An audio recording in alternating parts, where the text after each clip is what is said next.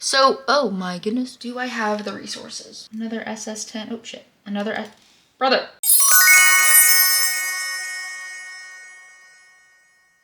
Hello everyone and welcome back to my channel. Today I'm going to show you guys how I rhinestoned this grad cap. My first ever grad cap that I ever did had a blue background and I forgot how beautiful these blue stones are. That looks like the surface of water. Oh my goodness. As always, everything I used in this video will be linked to my Amazon storefront, and without further ado, let's get into it. Here's the logo all printed out and cut out of the paper. I used the same method as I did for the NAU grad cap, where I kept some pieces of paper in between the letters to keep them all together. I colored the pieces of paper in with a black Sharpie just because the cap is navy blue, and when you put glue on a navy blue cap, the color turns darker. It's just like if you got, you know, cloth wet. So even if I used a blue Sharpie, either way it would have been fine. I'm gonna find center of this logo and I'll be right back. I found center and here is the part that's gonna go on the button later. This is gonna be a pretty quick tutorial. I'm only using 3 colors and there's not a ton of detail that has to go into this. So I'm gonna start on the U and then I will come back and show you guys how I finish it. And then I'll show you kind of how I'm doing the outline and how I'm gonna navigate this little part right here. I've made it to the other half of the U and I'm gonna show you guys how I'm gonna do that. I'm gonna take my E6000. I'm gonna just kind of mark out a half of the shape I'm gonna fill in. I'm gonna do the red rhinestones first, and I'm just starting along the edge.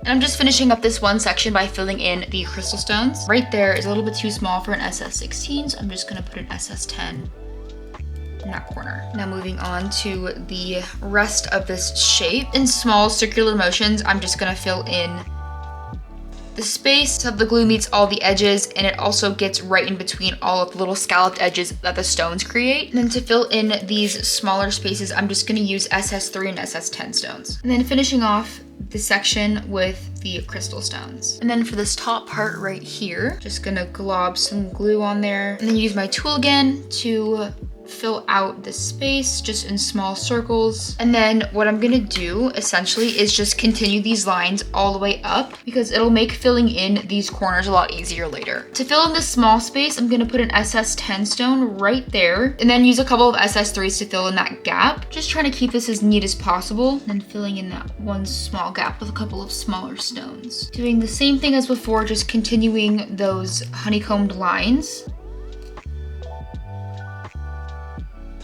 And there is the letter all finished. Now that the logo is done, I'll walk you through kind of what I did and where. I showed you guys kind of what I did with the U. There are 4 rows of honeycombed SS16, and then right along this edge here is a row of SS10 and SS3. On the M, I was lucky enough to just get 4 rows of SS16. In these like top sections up here, I continued the stones all the way up until I couldn't anymore. This is SS10, this is SS16, and then SS10 again. And then with the way that things were lining up, kind of unevenly, I will admit, I filled in this little spot up here with SS3. Totally fine, and it still looks very clean. On the diagonal areas of the M, I just honeycombed straight lines. I just kept with the honeycomb pattern that started over here all the way through. And then with the outline, I used SS16 where I could, which was the majority of the logo. But in areas like right here, I used an SS6 stone and kind of pushed it to where it was flush with the SS16s next to it, and then filled in the top section that was obviously left a little bit open with an SS3 stone. And it kind of makes the illusion that this whole row is like cohesive in one size when in reality it's just a smaller stone filling in a smaller space, which is another reason why it's always good to have more than one size on hand. The sizes that I recommend are SS3, 10, and 16. And then going to the S, it's kind of the same thing as the U. It's 4 rows of SS16 and then 1 row of kind of like SS10, SS3 mixed all in there in this little area where the button is going to be placed. I just pretended like I was continuing the outline and then I filled in 2 SS6 stones right here. This is about where the logo sits and it's going to look so freaking pretty. I'm so excited. To prep a cap, if you haven't seen my NAU grad cap video, I use this permanent like rolly tape. I get this at Michael's and then I use an X-Acto knife. Essentially what you're gonna do is cut a big X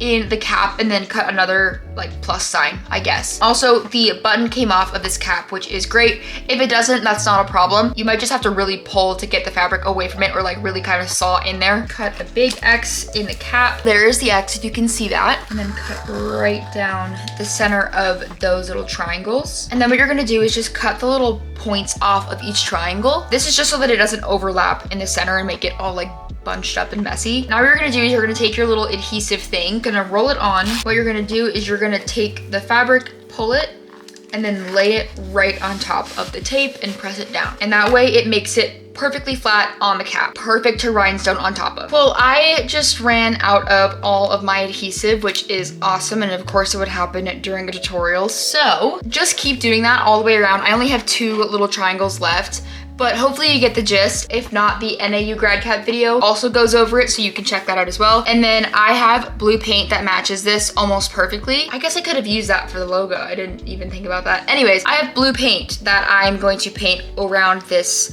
post. That's all I'm gonna do, and that's where I'm gonna meet you in the next step. Here's the progress I've made on this cap so far. It's looking so beautiful. Oh my goodness. I'm looking at it in the camera and I'm obsessed. So I start every single grad cap off in the corner or in a corner. So I put one SS16 there and then I just continue up on each edge, because that way I can just start honeycombing all the way through. And because I honeycomb this way and out and then this way and out, they eventually end up meeting in the middle. That's quite literally inevitable and you can't really get away from that. To make that a little bit easier and to make it look a lot cleaner than trying to shove a bunch of SS16 stones into an area to make it, you know, filled in, I just have little SS3 stones in there, as well as SS, I think 10 I have on me. Yeah, that's another reason why it's really nice to have multiple sizes of stones on hand. And then to fill in the center of the U, I used all 3 sizes that I have on hand. And the pieces of paper that I have connecting the letters up here, you can't even see that they'd be connecting the letters at the bottom, which is exactly the goal that you want. I'm gonna rhinestone a little bit on camera with you guys just to show you how I would continue to do this cap. I'm gonna keep going right in this area. So just kind of covering enough room for like those 4 rows of stones to continue. I just put them like right on the edge, but just keeping them in line with the stones that I had put on previously. And now I'm gonna start in this space here, getting the glue like right up to the edge of these stones coming before it.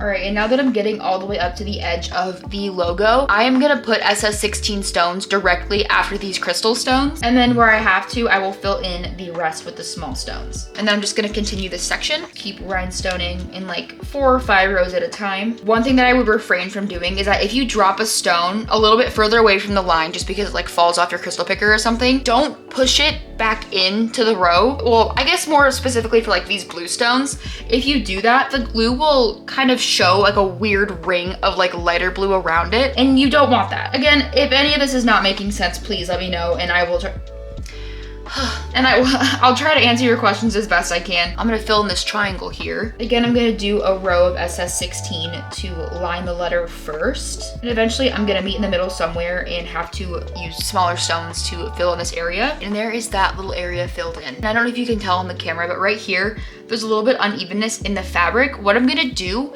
is let that sit for like maybe 45 minutes to an hour, because the glue still won't be fully dry at that time. And then I'm gonna press it with something. I don't wanna squish the stones around and move them. I just wanna put enough weight on it so that it dries flat. It's not a huge deal, just make sure before you let it dry for hours at a time that you address any of those little bumps. Here is the finished cap. The blue looks insane. I'm gonna show you guys how I clean up my caps. All you're gonna need is a lint roller, and then I just use an X-Acto knife so that I can like pick the glue strings off that like won't lint roll. And essentially you're just gonna lint roll it like you would a piece of clothing. It'll get like the pretty major glue strings off of the cap. And sometimes too, I'll actually realize that there are a couple of spaces where I did not put a stone. And so I will make sure that those get filled in. Now I'm just gonna go around and make sure that there are no stringies. Like this one is kind of a thicker string, so it definitely didn't get picked up by the lint roller. I mean, and this is just like detail work at this point. Now I think we are looking pretty good. I'm gonna show you guys how to put a tassel on your caps because I get that question all the time. The only difference that the stones will make with putting your tassel on